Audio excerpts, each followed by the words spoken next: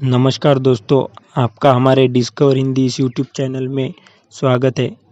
तो आज हम आपको आचार्य चाणक्य के बारे में कुछ ऐसे रोचक तथ्य बताएंगे जिनके बारे में आपने शायद ही कभी सुना होगा। आचार्य चाणक्य एक ब्राह्मण परिवार में पैदा हुए थे और इनका जन्म 371 ईस्वी सन पूर्व हुआ था।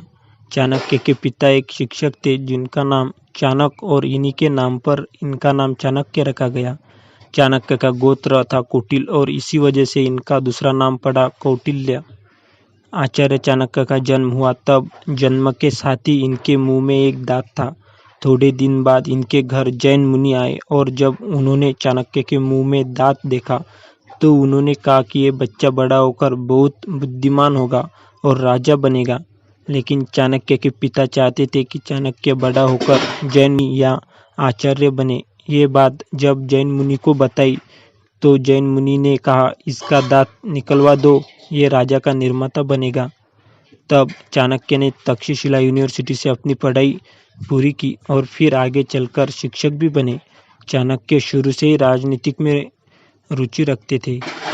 चाणक्य पर बिंदुसार की माता का हत्या का झूठा आरोप लगाया गया था, लेकिन वो इस आरोप से काफ़ी आहत हुए। उन्होंने अपना पद त्याग दिया। आगे चलकर ये आरोप झूठा सिद्ध हुआ।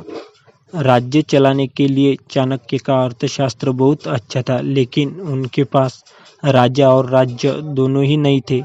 लेकिन उनकी ये कमी चंद्रगुप्त के रूप में पूरी हुई। चाणक्य कुछ मात्रा में चंद्रगुप्त के भोजन में जहर मिलाते थे और वो इसलिए ताकि चंद्रगुप्त शत्रु के किसी भी जहरीले वार को झेल पाए। चंद्रगुप्त का मानना था कि भ्रष्टाचार को रोकने के लिए किसी भी एक विभाग में कर्मचारियों और अधिकारियों को लंबे समय तक न रखा जाए। चाणक्य बहुत आगे तक की सोचकर प्लान बनाते थे और उनके हर प्लान के साथ दूसरा प्लान भी होता था, ताकि एक प्लान काम ना आए तो दूसरे प्लान से बच निकला जा सके। इसलिए उनका कोई प्लान कभी भी विफल नहीं होता था।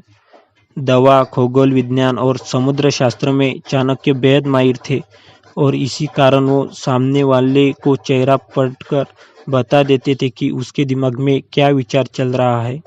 चाणक्य नीति इतनी ज़बरदस्त है कि आज भी भारत ही नहीं बल्कि दुनिया भर के नेता उनका अनुसरण करते हैं, ताकि विदेशी संबंधों को बेहतर किया जा सके।